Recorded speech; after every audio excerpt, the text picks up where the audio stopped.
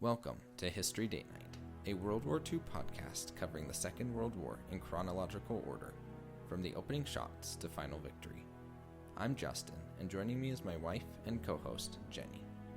Together we explore the people, battles, and turning points that shape the deadliest conflict in human history, one date at a time. On this episode, they will transform Allied anti-submarine warfare. He has no staff, no maps, no intelligence assessment, and no prior planning.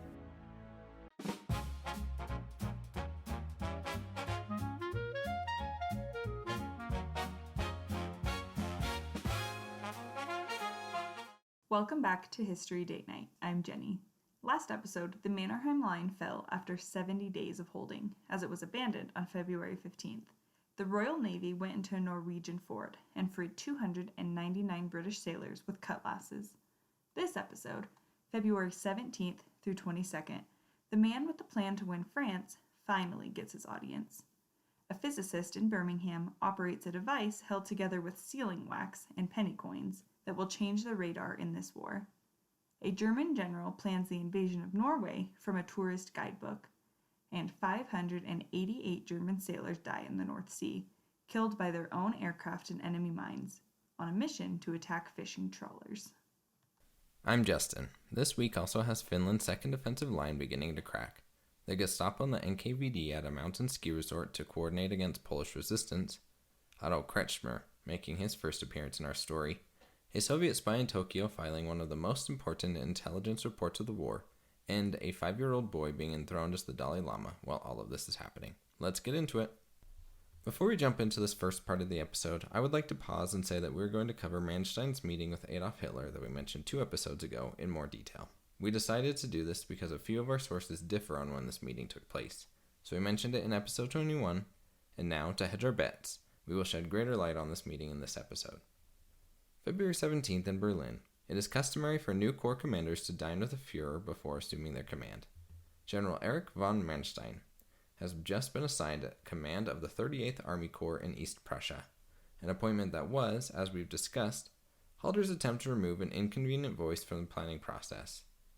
Manstein has been arguing for months that the planned invasion of France through Belgium is too predictable and will bog down as it did in 1914 and World War I. He has an alternative. The main armored thrust goes through the Ardennes forest, the, in quotes, impassable terrain that the Allies have left largely undefended. His superiors have been filing his memoranda and just ignoring them. After the customary farewell dinner, Manstein stays behind and presents his plan directly to Hitler. He describes the Ardennes thrust, the crossing of the Meuse River near Sedan, the drive to the Somme estuary cutting behind the Allied forces that have rushed north into Belgium. Hitler has been intrigued by the Ardennes idea for weeks. He has had his own doubts about the conventional Belgian plan. Manstein is articulate, precise, and persuasive, and Hitler is impressed. The next day, February 18th, Hitler orders Halder to incorporate the Ardennes thrust into the invasion plan. Halder does so, reluctantly, in quotes, as ordered by Hitler. These are Halder's own words in his diary. He considered the plan dangerously risky, and incorporated it only because Hitler ordered him to do so. Führer Director No. 10 is issued, referencing the new emphasis. The main blow falls in the center through the Ardennes, crossing the Meuse near Sedan, and driving to the Somme estuary, destroying a large part of the Anglo-French army and denying the Dutch and Belgian coasts to the enemy. This sentence helped decide the fate of France. Let's take a moment to appreciate the chain of events that produced this outcome. Halder, trying to sideline Manstein, had him transferred to East Prussia. The transfer required a farewell dinner with Hitler. The dinner gave Manstein a private audience. The audience convinced Hitler.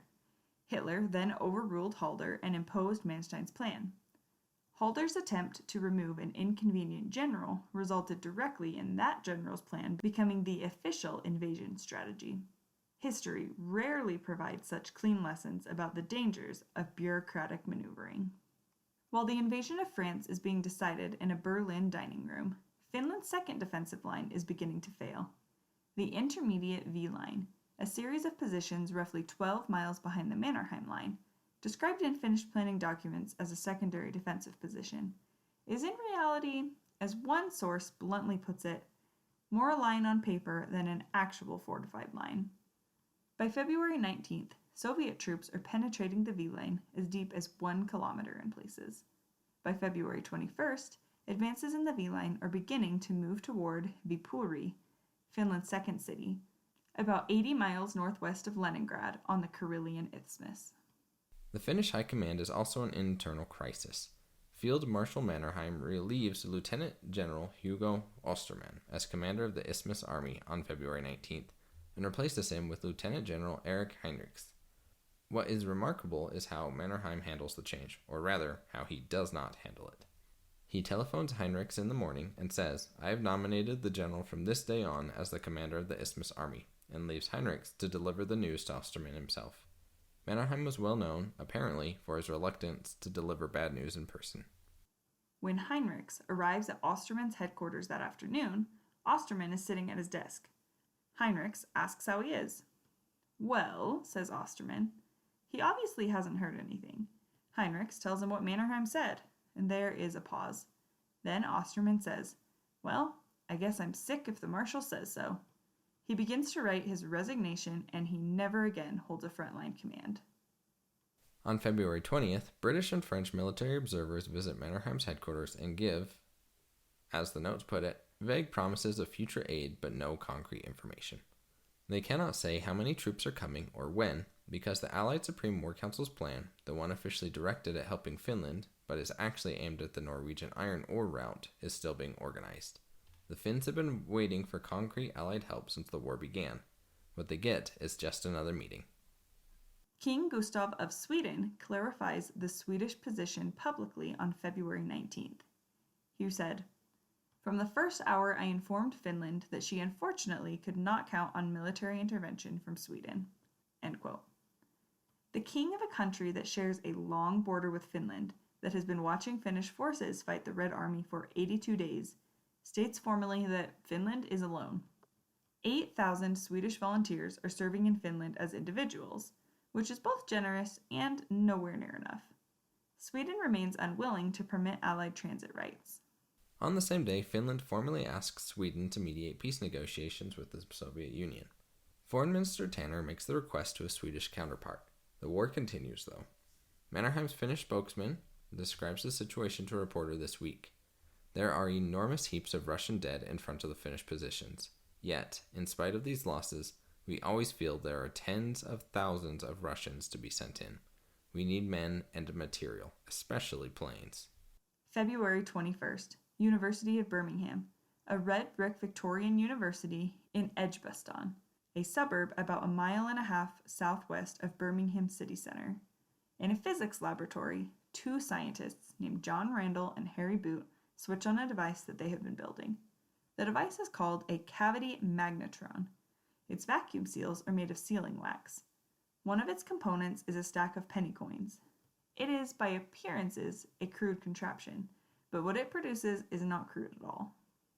The cavity magnetron generates stable, high-power radio waves at a wavelength of approximately 10 centimeters. This is the microwave frequency range.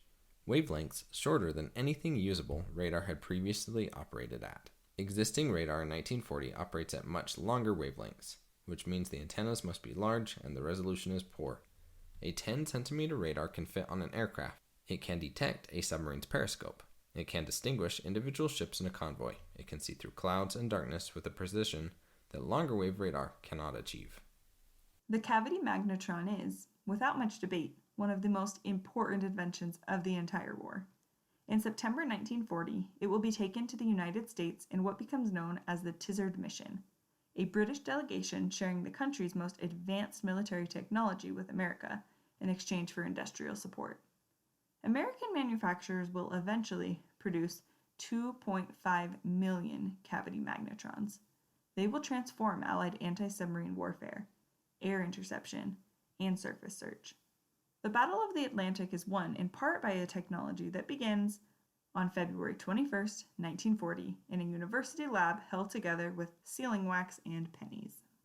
Now here's a funny story. On February 20th to the 21st, in Berlin, in a hotel room, General Nicholas von Falkenhorst is summoned to Hitler and told he has been selected to command the invasion of Norway. This is the first that Falkenhorst has heard of it. He has no staff, no maps, no intelligence assessment, and no prior planning. He is told to submit his initial invasion plan by 5 p.m. the same day, so he has 6 hours to get it ready. Falkenhorst goes to a bookshop and purchases a Baedeker travel guide to Norway. Baedeker guides are the standard European tourist reference. They describe major cities, transport routes, ports, and points of interest. Falkenhorst returns to his hotel room with his Baedeker book and plans the invasion of Norway in an afternoon. At 5 p.m., he presents his plan to Hitler. It proposes simultaneous landings in Narvik, Trondheim, Bergen, Kristiansand, and Oslo by sea and air. By February 21st, Hitler had approved the outlines of Operation Weserümbung, and Falkenhorst was placed in command. Norway would largely be subdued within 2 months, and the foundation of the plan to do so is made from a tourist book. On February 20th in Zakopane, a mountain resort town in the Tatra Mountains of southern Poland, near the Slovak border, roughly 60 miles south of Krakow. Before the war, this was one of Poland's premier ski resorts, a place where Warsaw's professional classes came for winter holidays. Though on February 20th, it hosts a meeting between representatives of the German Gestapo, including Adolf Eichmann, and the Soviet NKVD. The meeting is generally believed to have involved discussions on coordinating policy in occupied Poland, including the suppression of resistance. Going back a little to February 18th, in the North Sea east of the Orkney Islands, Operation Nordmark, a German surface fleet sortie, has found nothing. Cruisers Scharnhorst, Gneisenau, and Admiral Hipper have spent 3 days searching for British convoys and come up empty.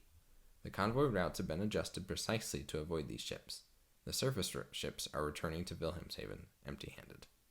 The submarines accompanying the operation are more productive. U-23, commanded by Kapitän-Leutnant Otto Kretschmer, finds HMS Daring, a British D-class destroyer escorting convoy HN-12 out of Norway. 2 torpedoes strike the Daring at 3:54 in the morning. She sinks almost immediately. Of her complement, 147 officers and men are lost. Only 5 survivors are found. Kretschmer appears here in our story for the first time. He is currently 27 years old. U-23 is not yet his most capable boat. He will eventually transfer to the U-boat U-99 in April 1940, but his name will recur throughout the Atlantic campaign because he will become one of the most successful U-boat commanders of the entire war, sinking more tonnage than any other commander before his capture in 1941. His signature tactic, which is surfacing at night amongst convoy ships, firing at point-blank range, and diving before escorts can respond, is something not yet fully developed. But the instinct that makes him dangerous is already there. When he finds HMS Daring, he fires 2 torpedoes in 30 seconds, and both hit. On February 18th, Secretary of State Cordell Hull extends America's moral embargo, the non-binding but diplomatically significant request to American companies not to sell certain goods to belligerent nations, to include the Soviet Union in response to its invasion of Finland. The moral embargo has no legal force. It signals American sentiment. Combined with the formal arms sales embargo, it tells the world that the United States, while officially neutral, is not without a view on who is in the right. February 22nd, the North Sea northwest of the German Frisian Islands. Operation Wikinger. 6 German destroyers have sailed from Schilling Roads on a mission to attack British fishing vessels. The fishing vessels are suspected of reporting the movements of German warships. 6 of Germany's frontline destroyers have been dispatched to sink fishing boats. While transiting a German minefield, their own minefield, the flotilla spots a twin-engined aircraft. The aircraft spots them. A Heinkel HE-111 bomber, operating in poor light and failing to identify the ships as German, attacks them. The HE-111 drops its bombs on the destroyer Leberecht Maas. The Maas is hit. She begins to sink. The destroyer Max Schultz moves to assist, then hits a mine laid by Royal Navy destroyers HMS Ivanhoe and HMS Intrepid earlier in the winter.